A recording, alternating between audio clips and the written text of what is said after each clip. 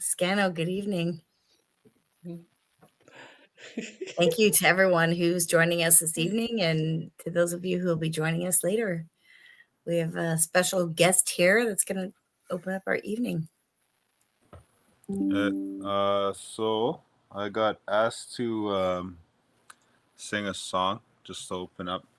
So I'm gonna sing just a normal honor song, just to open up the evening so that everything goes good for you guys, and then I'll let you guys have your meeting. All right. And what's your name? My name is Jeremiah Otis. Bamash and Saskatchewan, from Fort Albany. Yeah. Okay. And yeah, nice and short and sweet. Hey.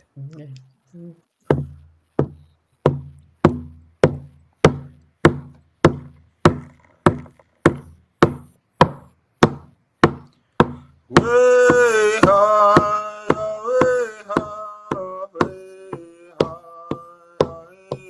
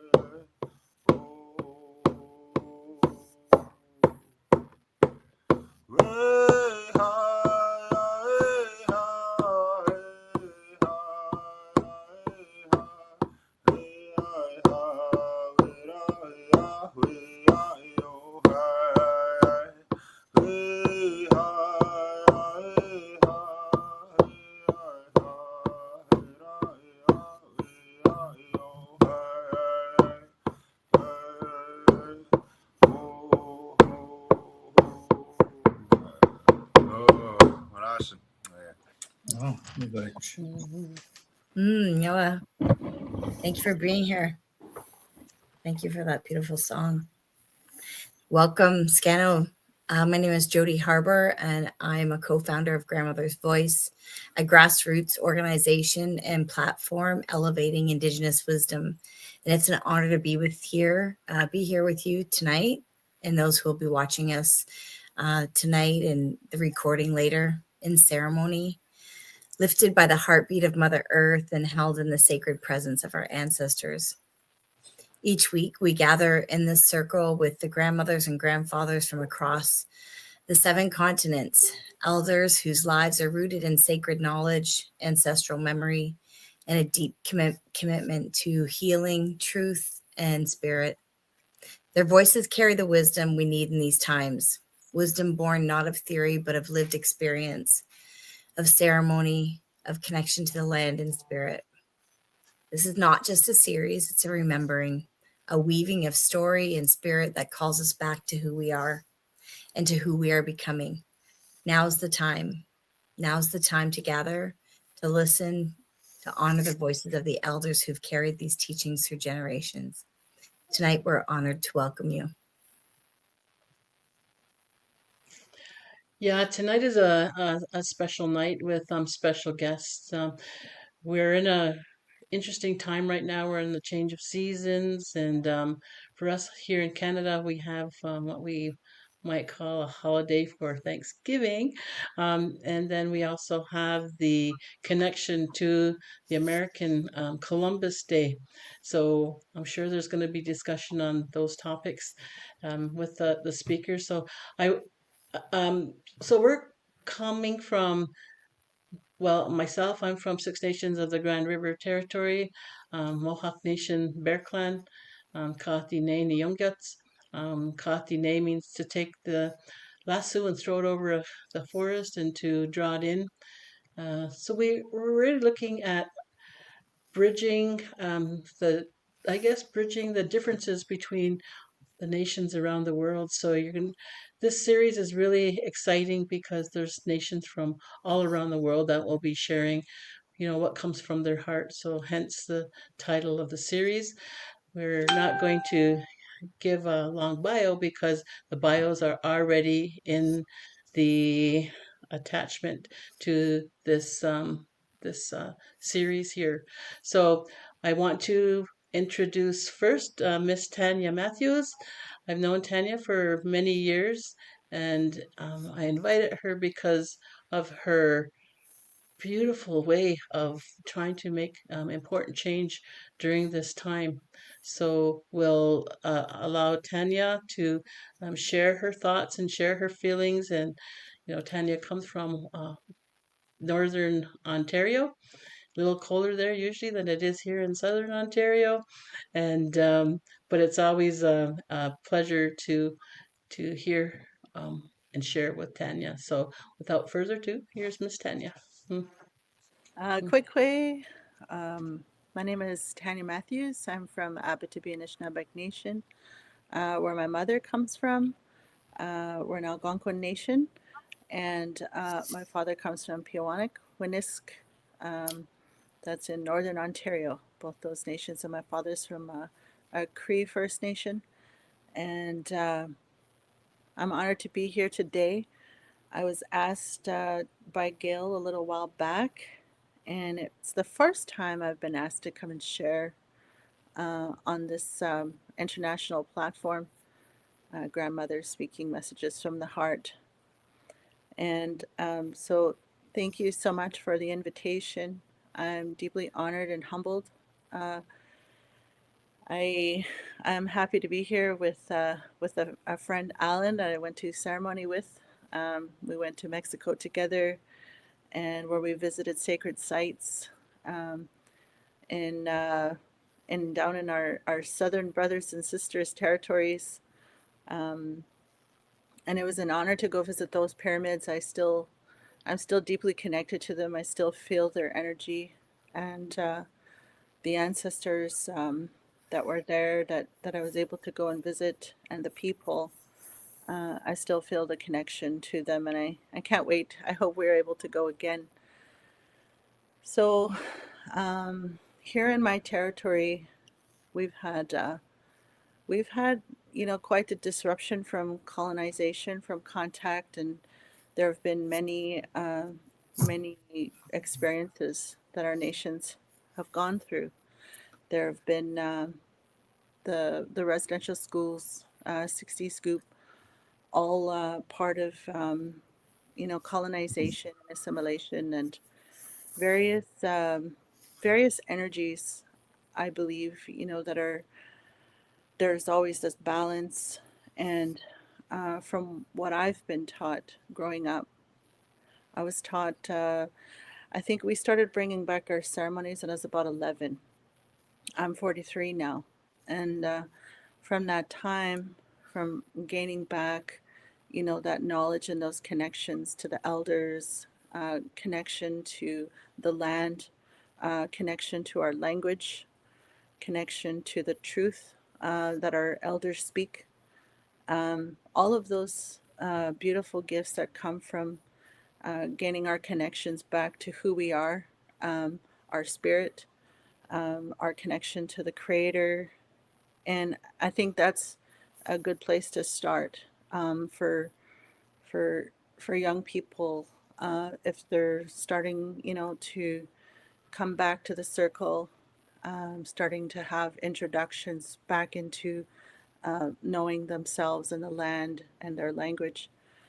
One of the things that I've been thinking about to further my I guess my earth education for the time that I'm here is to learn more about languages and how they're all connected, how we communicate with one another from various nations.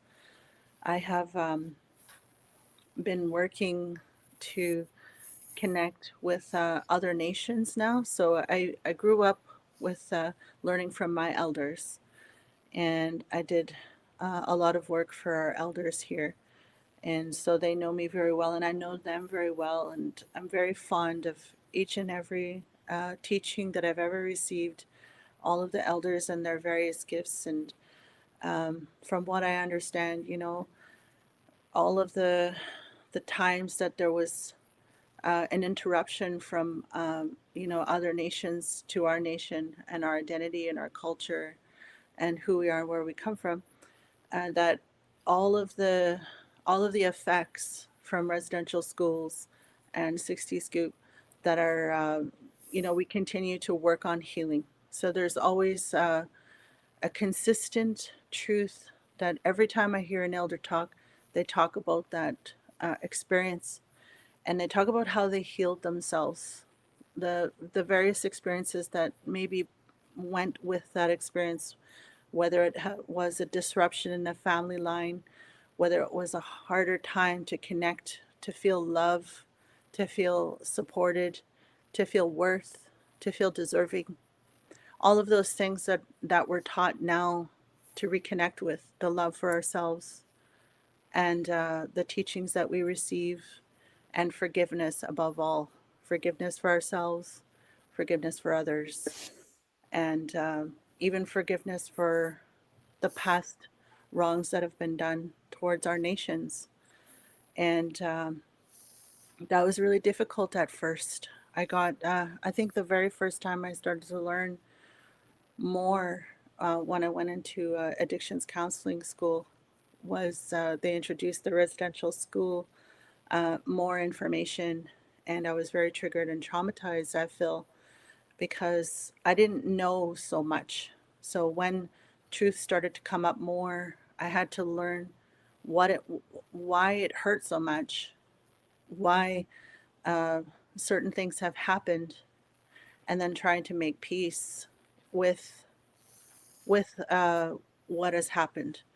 So one of the hardest things I did was to forgive, for me, which was governments.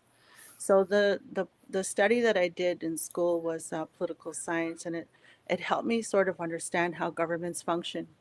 But one of the most important things I found when I was in school was I met a professor, um, goes by Texera, and he talked about traditional forms of governance, which I felt like I was guided to when I went to school. I met a professor who specifically studied traditional forms of governance in First Nation, Indigenous nations across the world. And let me tell you what a breath of fresh air it was to hear those findings, and then connecting the knowledge that I received from my elders, from elders such as Gail Whitlow of Six Nations, and the various grandmothers that I've been able to work with, and grandfathers that I've been able to work with. And I've made strong connection to those traditional forms of governing, which essentially mean like how it is that we relate to one another, different protocols that our nations have gained. And from my understanding, those were gifted. They're gifted to each and every person who was able to walk this world in this earth, and their messages from the ancestors, their messages that we're able to relay through our lived experiences. And so they're not all written in books. They're not all they're not even spoken of in a lot of places. So it's important that we go to ceremony. It's important that we participate. And from my experience, I've witnessed many miracles. I witness very many miracles even as soon as I wake up, and I see my children. I hear about their sharing of their dreams and their lived experiences. And so while I was studying and trying to figure out more about how I was guided toward that study, and looking at how our nations have lived through many experiences, and looked at all of some of the major events that have taken place through time, I started to piece together that of all the things that have happened, the most important thing is that we're just participating to the best of our ability day to day. If it is, if somebody is starting in healing and wellness, if it is just taking care of themselves that day, you know, just making sure that they're feeling well, that they're eating nutritious food, that they're able to find some sort of practice in day-to-day living, daily goals, and then achieving those things helps to put that peace back in our hearts and in our minds. And from what the elders tell me, they say our greatest journey is from our head to back to our heart. So a lot of the contact have had us in education systems that made us think. They're trying to get us to advance our thoughts, always forgetting about our hearts and how we feel, and the kinds of things that, say, elders, if you were to go visit them, they would ask about our dreams, they would ask about our visions, and they would ask, you know, what is it that you're doing daily as a daily practice? So I think about those things as I'm going along, and I've incorporated various practices such as meditation. And meditation has been a huge healing practice for me, especially with all of the understandings that I learned going through experiences of addictions, my own, and then learning about addictions, learning about abuses and traumas, both personally and within my community, and then also within our nation, and then also the bigger landscape of like the whole world, and looking at all nations and what we've experienced. So it helped me to open up that my heart, to visit other nations, and to even visit them in stories and hearing their truths. And it helps me to better understand, you know, my purpose for being here in this world. And I think one of the main messages I have, I feel like I'm a young person, and I've done the best that I can with the tools that I have, and I continue to want to grow those tools as well. So I'm always open to receiving blessings. I'm open to receiving all the good. I've created, you know, an environment where I can grow and where my children can grow, and and I invite, you know, those positive influences that say those. It's like we have a memory of who we really are. So like our spirit and our soul comes from somewhere. So when I hear them speak, if I hear the grandmothers talking, for example, I can recognize the truth when they're speaking. I can recognize when a grandfather is telling the truth. I could hear it and I can feel it, and I can close my eyes and I can see it. And to me, that has been the most life-saving of all of the choices that I've had in life, to the different paths that I've been, you know, that have presented themselves. The way of going to the fire, to the sacred fire, going to the medicines, going to events, even such as this, just showing up to be able to share in our shared experiences, to help each other, and to gain those gain that knowledge and that guidance, to be able to open up. And so for a long time, it feels like, especially when I hear the stories of residential school and how they were treated, they were so badly abused and taught to close themselves. They weren't allowed to speak their language. They weren't allowed to be who they were. So every time we're speaking our language and we're being who we truly are, we're actually healing that what was done to us. And my father went to residential school, and I think about him every day, and I consider his soul and his spirit my guide. And so I sit with you know, my ancestors with me, and I acknowledge my ancestors, and I thank them for helping me, because I can feel them and I can sometimes see them, and I know I'm going to be okay. And that's, I think, one of the most important messages I have, for our generations coming, is that you were you are a legacy of very beautiful people, very kind, compassionate, loving, wise, courageous, honest, and forgiving people. And that's actually who we are. And knowing that we are absolutely beautiful, our who we are, our soul and our hearts, the mystery within us, which is, the creator within us. Um, that's the mystery, that's the miracle. And every time we open our eyes, we're able to live that in the physical world. And spirits don't get to experience that, like their spirit, right? So here in this world, it's a gift. It's a gift to be alive. And we're blessed with so many beautiful gifts all around us, our families, our teachings, the ways of knowing, the ways of being that are given, have been passed down through ancestors from the beginning of time. And it's like we can speak, we can help speak for them, we can help to bring their voices back here to help our future generations. And it's like one of the most humbling things I think I learned from an elder recently. He kept saying, he was like, but I'm nothing, I'm nothing. And I was thinking, I was like, but you're everything. You're beautiful. I love you. I'm so thankful you're here. But what he was saying was, I try to just keep myself open, that I don't let my ego get in the way, that I know that we are, here in this world.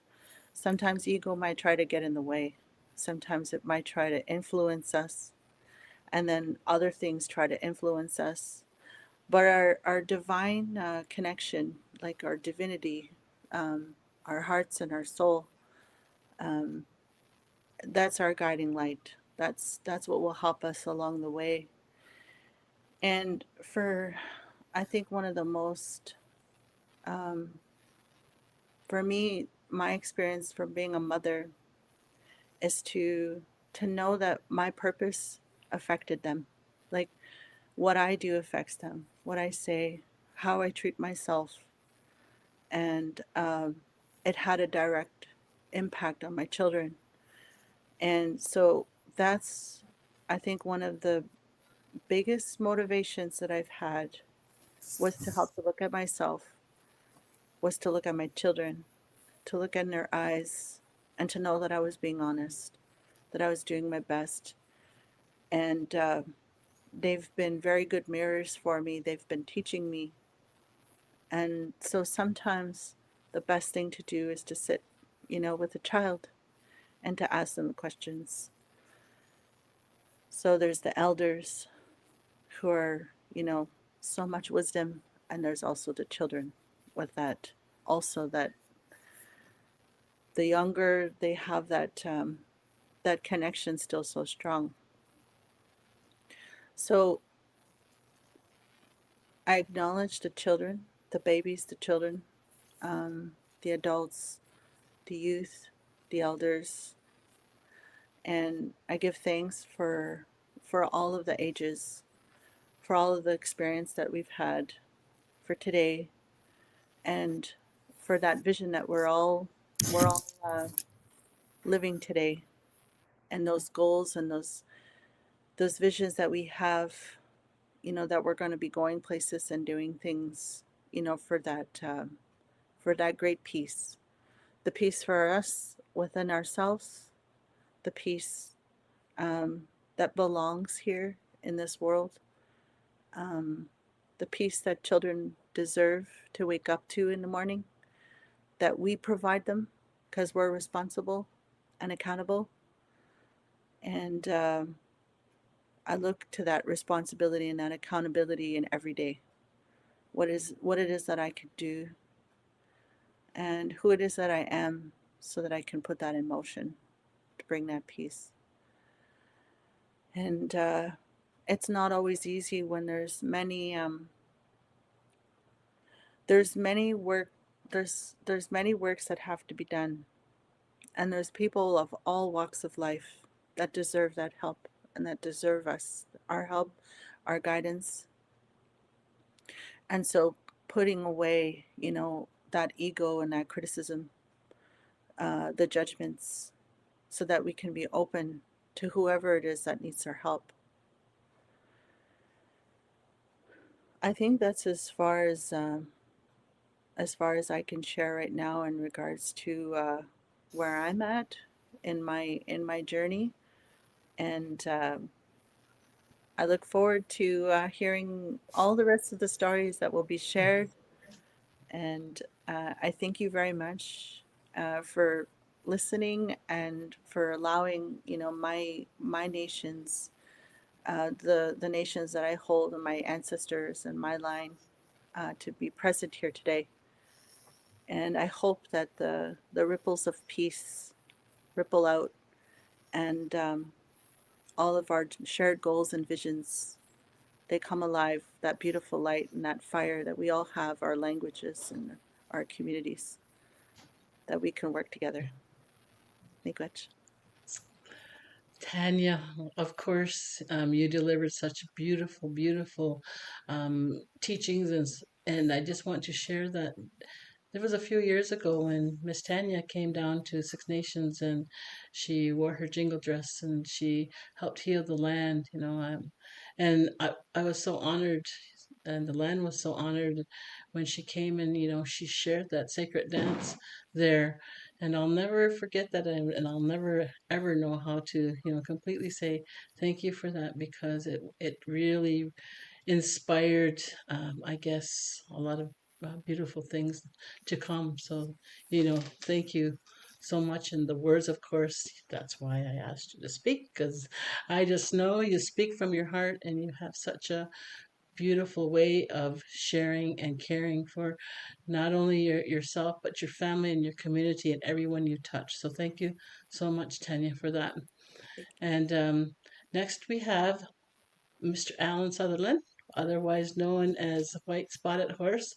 And well, there's a whole bunch I could say about Mr. Allen, but one of the big things is that we were first introduced when he started to share his historical timeline. And there's so much information in that historical timeline, and it really helps us to understand when and why things happen.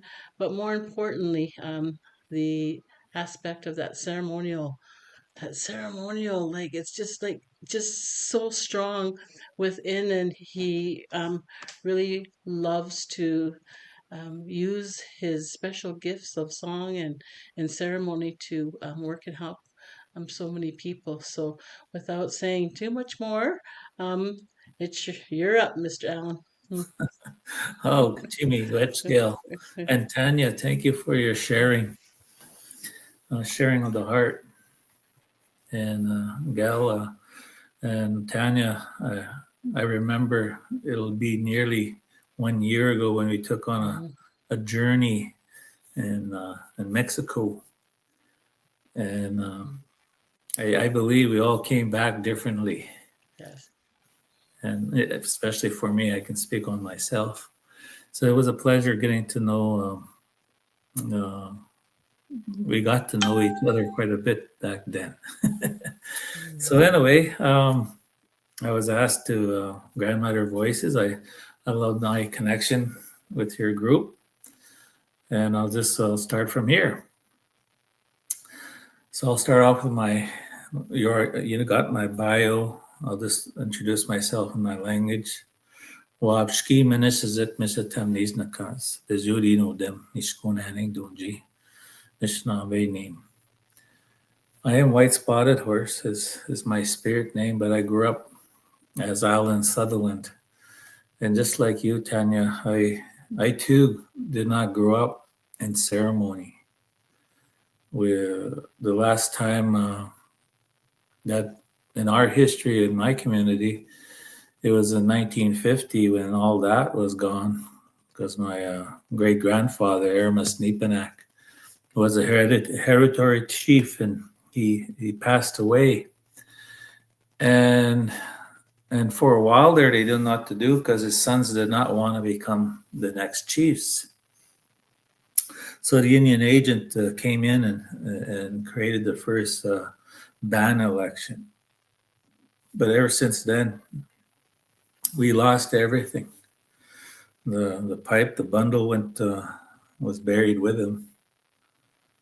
And just to give you an update, it was in the 90s that I was already out in the community, outside of my community, learning ceremonies, getting my spirit name. But it was still, we didn't practice it in our communities because we had two religions in a small community of less than 500 people. And they were raised in residential schools, but they were raised that these ceremonial ways are wrong. It's evil. So you got these two groups, religious groups with their dogma, and they're after each other. Like, we're all related, but which one is the truthful Bible? Now, the third component was coming into the community, and I was bringing it in as a health director to deal with mental health. And that was a long journey for my community, which at its first stage was conflict. It even got to a point half the community chased the other one half outside the community. And that was the water and blockade, they called it back then. They say it was political, but, the bringing in traditional people and sounding the drum and having Madudusan, our sweat lodge, was too much. It was just too much for the community. But, after things have settled down, it was now part of our community. At first, it wasn't wanted. Started very little, but eventually, where we are with things today, since the 90s, that we have a lot of sweat lodges. We have our Sundance. We have our powwows. I'm amazed that almost everybody I'm introduced to has a spirit name. And looking back, I had a spirit name as a child because my father was Sandy Bay First Nations, and they had their medicine people. So I was able to get that. So as I reflect on that history, I look back on that. I was living in history. You see, my grandparents was not able to raise their own children because my mother and my uncles had to go to Indian residential schools, which was far away. Now, in 1970, I was in north end of Winnipeg, and I got kicked out of kindergarten. The school was run by nuns, and no matter how much straps they were to give me, they lost their patience. Let's say that. But this is a time that they rescinded the national law that every child from age of 5 to age of 16 must attend Indian residential school. So now they built a school in our area, and children from my community can go on a bus and go to the school. So they came and get me. And I was raised by my grandparents who, like I said, wasn't able to raise their own children. That's the best thing that could ever happen in my life. The siblings that I left behind in the North End had a tough time. And they're still not recovered. But I lived the traditional way of my people, which is that we were self-sufficient, survivor society. We live off the land. We harvest our food. My grandfather was a commercial fisherman, trapper, hunter, and we live in a very small, tight community where we felt like we're family. So I was raised with those values. That's what shaped who I am today. So when I became a historian, it wasn't because I wanted to be one. I was raised by my grandparents who visit everybody. So I'm there listening to all the stories from the elders. So it wasn't like I went to university. I only went to university 1 year in Saskatchewan, and there was an introduction of Indian Native Studies, but it just outlines what the Canadian history was for us, including the fact that Indian residential school only had a very short chapter. And that's because nobody was talking about Indian residential schools back in those days. And you weren't going to learn any of that in grade schools that I went through.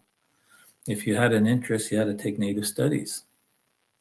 So in a way, I didn't get it. I didn't get that history. It was already in me. My subconsciousness had absorbed all those storytellings, all those teachings. And later on, when I came back from Regina, I got to start making a living. I got into local band governing. I also got into politics. Now with my chief, he ended up being my mentor, Harvey Nepanak, and he shared everything that he has to deal with being a chief, including the fact that we go to Assembly of Manitoba Chiefs and he was on the executive. So I'm sitting there absorbing and hearing all these political conversations. So I was fortunate enough to continue on and being part of that history. Now, all these provincial and national events that took place in Canada, I was there. I was there during Meech Lake. I was there seeing it with my own eyes and being in those rooms. So I became like a Forrest Gump of my people. I find that funny. But anyway, I make myself laugh sometimes.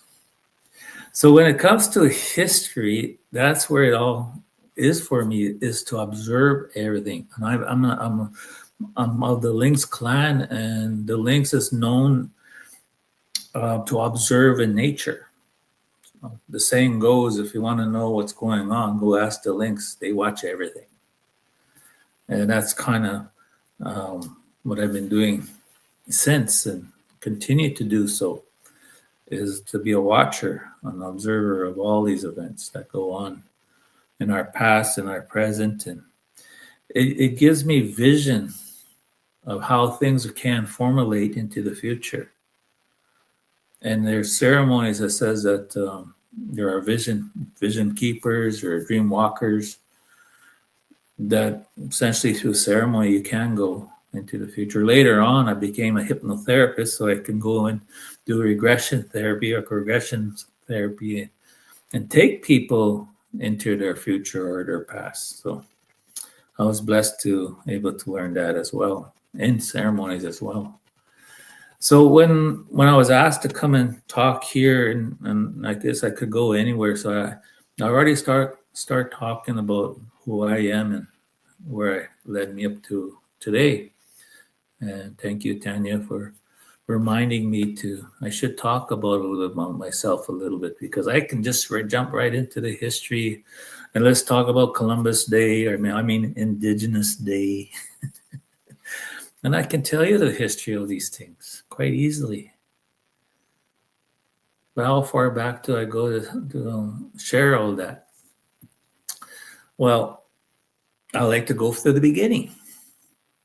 I've been fortunate enough to hear from great mentors and elders that talks about all these things, including the fact, Tanya, when we went to Mexico to go see these ancient sites, they weren't, there was many civilizations that were there. We can go to the Olmec, we can go all the way to the Mayans and Aztecs and such. But when we went out to the Pacific side of that ocean, and Lemuria was right there under the ocean. Mu is another way of calling it. But there has been so many ancient civilizations that we as Indigenous people on this side of the world have been connected to. And I'm fortunate enough to not only can I regress into my own past, like many lives, but I can take other people to go to those places. And they'll come back and confirm it. They'll just say, yes, I was this, I was there. And then they go through oral traditions and talking to Cree elders and Anishinaabek elders and many elders that talks about that oral tradition passing down all this information of a time that how life was before the Ice Age, the land of the giants. They're beautiful stories to hear. So when it came to this history growing up, there was nothing about us except for three things that he wanted to say to us as children. That one was they show us a map, we crossed over, we came from the other side of the world during the Ice Age. And the other one was we lived in wigwams and longhouses and teepees. You know, when I asked my grandfather when I came home from school, "Where's our teepees? Where's our wigwam?" And he says, "I didn't have that when I grew up," because we're so innovative of any new innovation. When something new came, especially with the contact with newcomers, we adopted. We were the middle people. We traded. We went all over. So if we learn how to make a cabin, we learn how to make a cabin from then on. And that's what my grandfather said. We lived in cabins. But the stereotype, right, was that, you know, we're in the dark ages, we're cavemen. And yet we live in complex governing systems like the clan systems that we connect ourselves from all the way from the East Coast to BC today over the Rocky Mountains, all the way to the Grand Hudson Bay, James Bay, Hudson Bay, all the way to the Gulf of Mexico. It's just that we have different names, but we say we're the Anishinaabe. We were lower here, and it's embedded in our stories. So it just reminds us that we're very complex. The United States of America could say that their governing system came from the Six Nations. You know, they didn't want a king or a queen. They didn't want a parliamentary system. They asked their neighbors, how do you govern yourself? Well, it's not a king. We are the people that look after ourselves. And we have these houses. And when you look back on it, they copied almost every single thing that was there, except for one, is the clan mothers. Because this is going to be what I'm going to end up saying. On this side of the world, it was duality, but it was the mothers that knew how to look after the children, looks after the village. And they all worked together. So the women were leaders in those societies and our clan systems. On the other side of the world, they were considered property of men, chattels, as you will. And for a while there, we had this on this side of the world is that feminine energy that brought balance to the world. Because on the other side was the masculine energy. And then when I learned the third thing they want to let me know and growing up in school was Christopher Columbus discovered us. It's almost like all of a sudden we're now part of the world history and you're just the new members and then we're going to take over.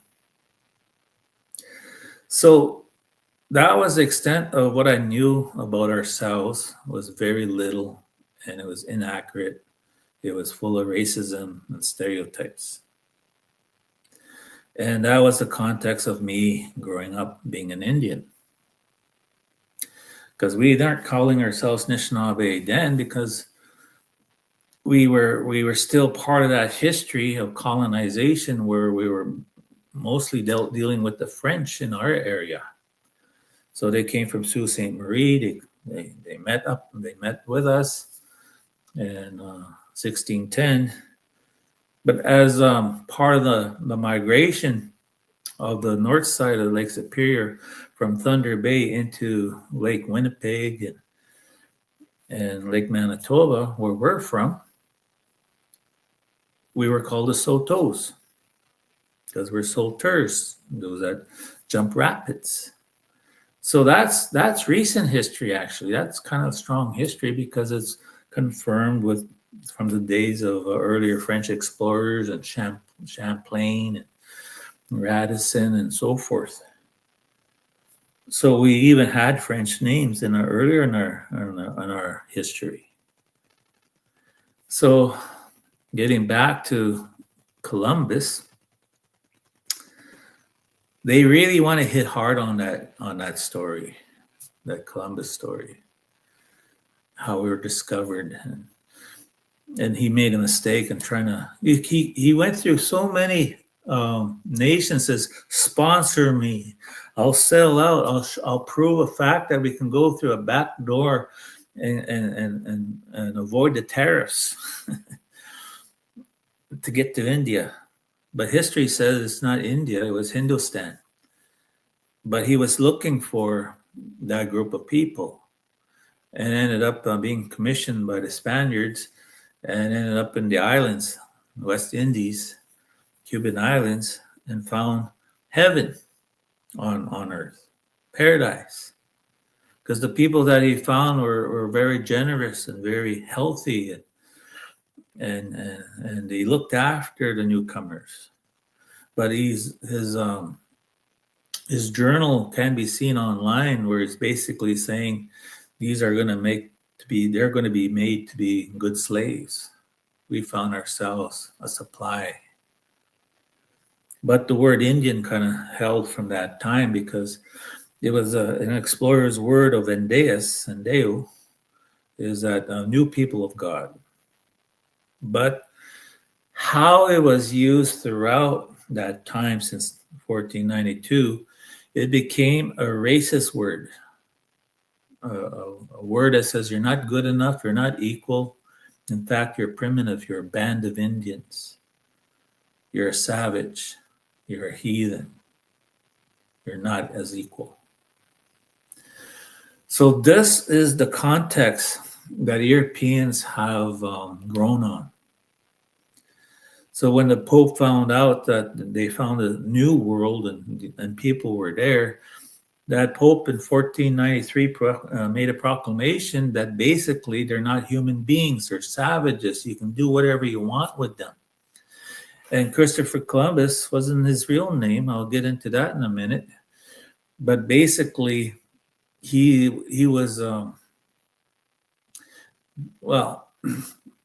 later on, Europeans would not want to associate with this man because of genocide, murders, killing women, men, children, raping. And he was a pedophile, or he was a predator. And even after a while, they wouldn't want to do anything with him. So this Carlos was eventually was forgotten and broke. But in 1493, the Pope says the people over there is animals, so go ahead and exploit them, turn them into slaves. And the Spaniards committed genocide of 50 million people. It took another Pope about 16, 17 years later to actually proclaim that they're people too. It's just that they don't have a Christian God. So thus is the marriage between European nations and religion that started a whole process called colonization. And that started a long time ago. But the seeds of seeing us on this side of the world as being primitive, when we we're so advanced because you've seen the sites, right? We were so advanced in astrology, like seeing the stars and the math and agriculture, and we were quite advanced civilizations than the European was. So they and I'll tell you this would lead into what's going on around us today. This is part of the colonial experience that we all have, that essentially the murdered of women and girls, Indigenous women and girls and men, is the result of that mind frame that you can do that to a human being. Especially in their eyes, we were the lowest of the low, especially the women. We're the lowest of the low. So it started off as a cry. Even the prime minister back in that day says they're all prostitutes. And that once again, that's enough. That's enough. I don't know more. The aunties, the grandmothers, they want the streets. And he says, no more. You're going to mistreat us that way. So this started events that led up to reconciliation. After 10 years, we're still got a long way to go. But things are improving. The relationship is improving. So I'm just looking at my time here. So I just wanted to say, how far back could I gone with this history? I could have gone all the way to the beginning of time when the first big blast went out and I created all these beautiful things, but there was a second blast. There was a second blast is our mother creation. That was the duality, infinity. So together, that's creation. There was a masculine and a feminine. And when that blast went out again, it created life, including us. So we are part of that source. We're part of it equally. We are creators too. So these are very empowering messages that we have, that this world missed out on us, especially in my part where I live. It's 150 years. They could have learned so much from us, that spirituality. But what am I seeing around me today is that they're all joining us in a Sundance. They're coming to our sweat lodge. They're coming to this lodge, the new healing lodge, for healing. And they're getting spirit names.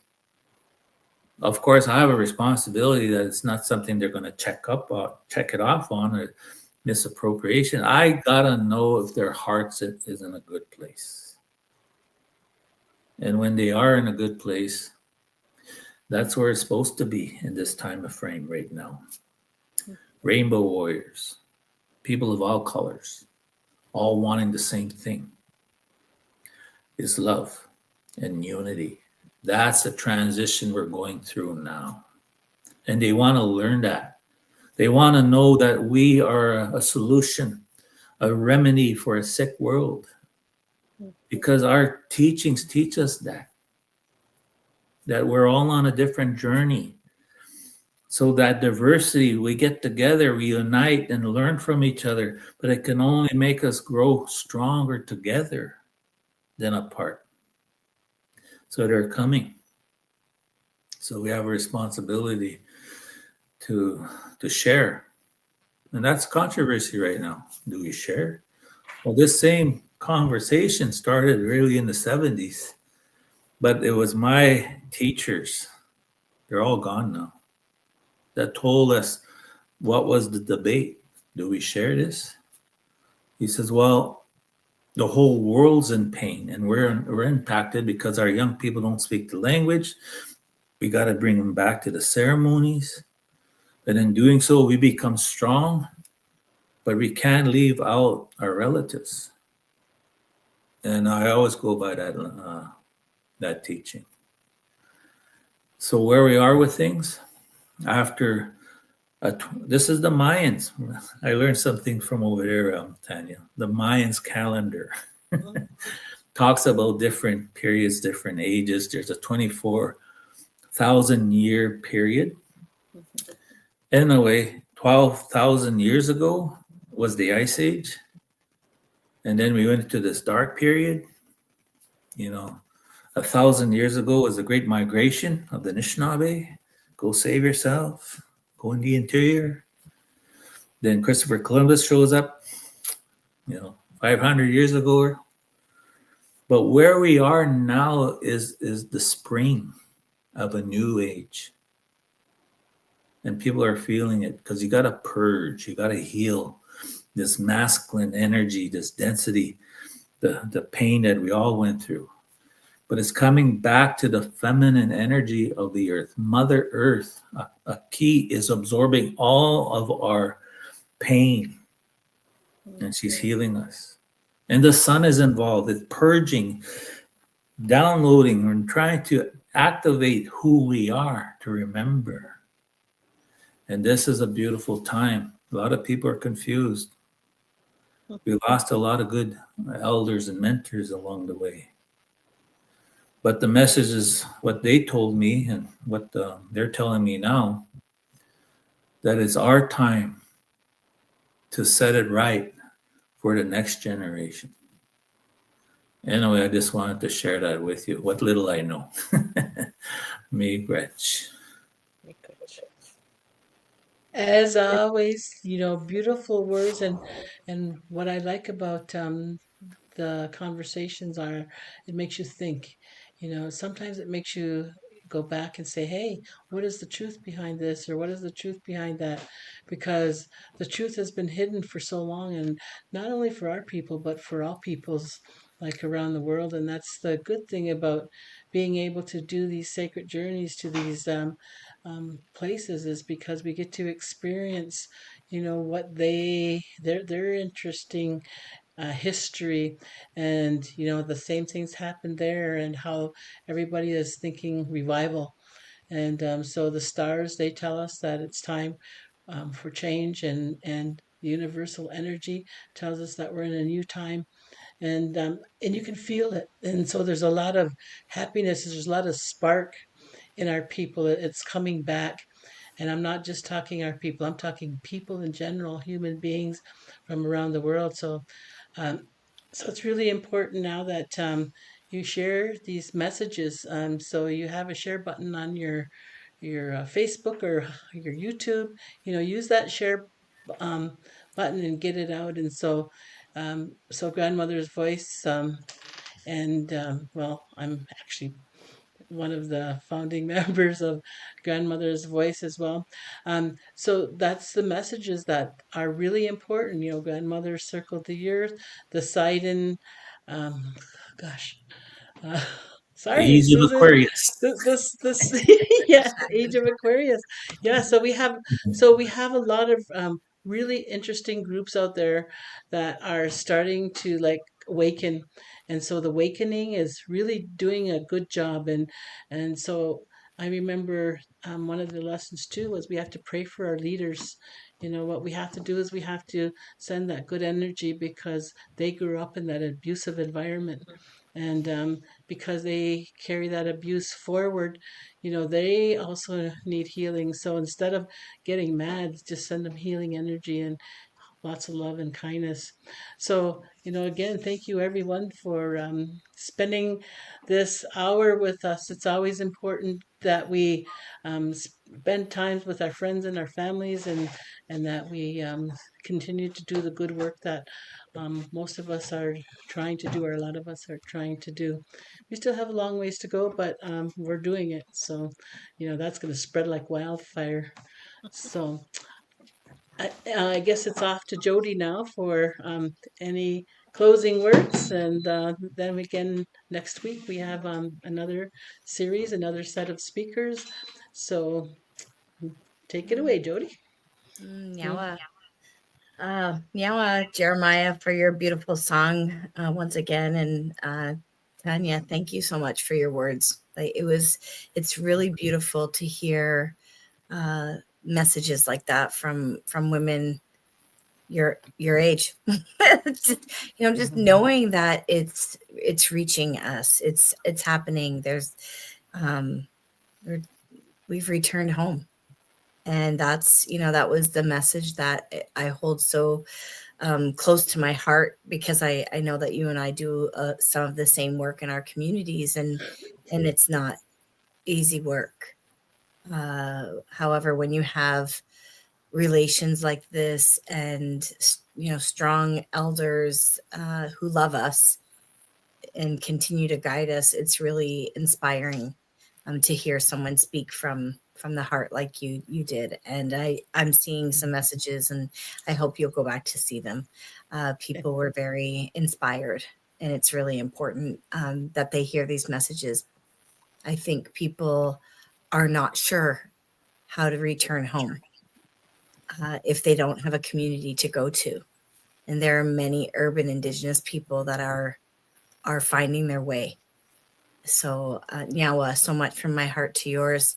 And for those for everyone watching, Nyawa, Chimagwich, Grandmother Susan, Grandma Gail, to the honored grandmothers and grandfathers, elders, teachers who are always, sharing our voices with us, and those who shared with us tonight. What was spoken here lives beyond this moment. These teachings ripple forward. They awaken something ancient in us, something that remembers who we are and why we are here. The circle remains open, the fire is still burning. We carry it now with humility, with courage, and with love. We invite you, tend the fire in your own heart. Listen for the voices of your elders. Walk with the ancestors. Speak truth. Be gentle and return here when the time calls again. You can revisit these teachings and follow us for the full 52-week journey on Grandmother's Voice YouTube channel. And until next time, may your path be lit by the wisdom of the grandmothers and grandfathers. And may you never forget you're a part of this story too. Miigwech. Yes. Yawa go off. Yeah. Love you. Bye-bye.